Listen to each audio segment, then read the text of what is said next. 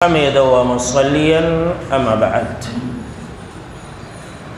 آپ صلی اللہ تعالیٰ علیہ وسلم کی دنیا و آخرت میں 85 فضائل، اس موضوع پر مسلسل آپ درس حدیث سماعت فرما رہے ہیں۔ آپ صلی اللہ تعالیٰ علیہ وسلم کی 9ویں فضیلت یہ ہے اور خصوصیت یہ ہے میرے دوستو کہ جب آپ صلی اللہ تعالیٰ علیہ وسلم کو اللہ نے نبی اور رسول بنایا تو بنانے سے پہلے اللہ نے آسمان کے دروازوں پر پہرے لگا دیے اور شیطان کا جانا آنا محال ہو گیا۔ یہ خصوصیت بھی صرف اور صرف آپ صلی اللہ تعالیٰ علیہ وسلم کو حاصل ہے۔ کیا ہے؟ یہ شیاطین اور جنات یہ اپنے اپنے کاہنوں کو، اپنے اپنے جادوگروں کو باتیں بتانے کے لیے اوپر جاتے تھے، باتیں سننے کے لیے، فرشتوں کی باتیں سننے کے لیے۔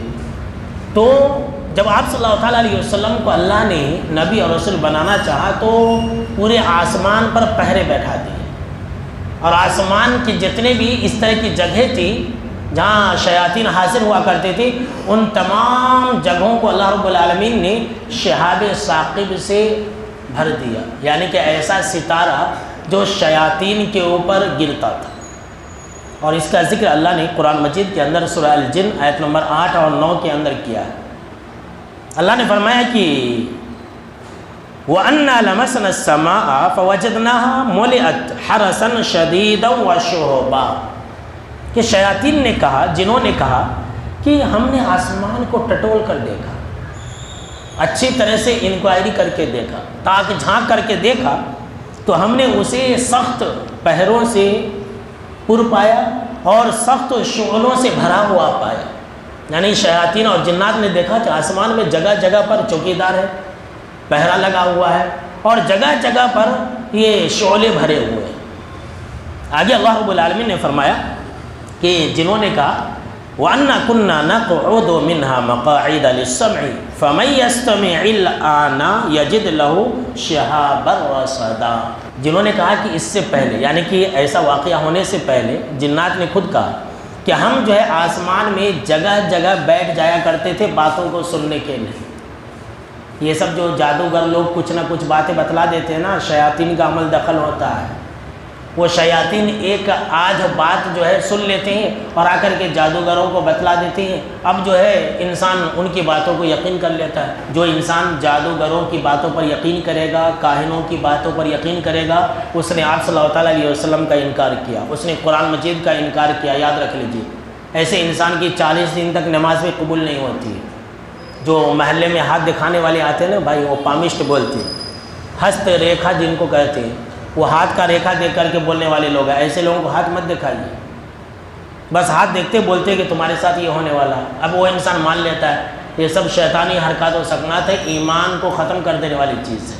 تو خیر، یہ جنہوں نے کہا کہ اس سے پہلے ہم باتیں سننے کے لیے آسمان میں جگہ جگہ بیٹھ جایا کرتے تھے، اب لیکن معاملہ ایسا ہے کہ جو بھی کان لگاتا ہے ایک شعلے کو، آگ کے شعلے کو اپنی طاق میں پاتا ہے۔ ہم اور آپ دیکھتے ہیں کہ کبھی کبھی ستارے ٹوٹ کر کے گرتے ہیں تو لوگ کیا کرتے ہیں، وہ کیا کہ مراد ماننا، وہ مراد مانے تو پوری ہو جاتی۔ وہ مراد مانگنے والی چیز نہیں ہے، وہ تو شیاطین کے اوپر گر رہے ہوتے ہیں۔ وہ جو ستارہ ہم اور آپ ٹوٹتے ہوئے گرتے ہوئے دیکھتے ہیں وہ دراصل شیاطین کے اوپر برستے ہیں۔ تو لوگوں نے یہ سمجھ لیا کہ اس وقت مرادیں مانگنی چاہیے۔ لیجیے کتنی خرافات کی باتیں۔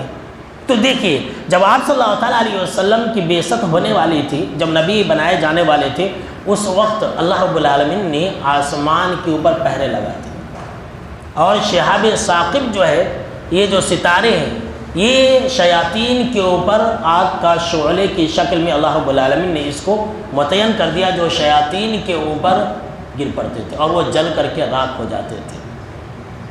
تو آپ صلی اللہ تعالیٰ علیہ وسلم کی 10ویں فضیلت یہ ہے اور خصوصیت یہ ہے میرے بھائیوں کہ آپ صلی اللہ تعالیٰ علیہ وسلم کی جو بعثت ہوئی تو حضرت آدم علیہ السلام سے لے کر کے قیامت تک یہ جتنے بھی زمانے ہیں نا، صدی بولتے، جیسے کہ ہم اور آپ بولتے ہیں 2024 2025 2001، جو یہ جتنے بھی سال ہیں، تو تمام زمانوں میں سب سے بہتر زمانہ یہ آپ صلی اللہ تعالیٰ علیہ وسلم کا زمانہ تھا۔ سبحان اللہ، سب سے بہتر زمانہ تھا۔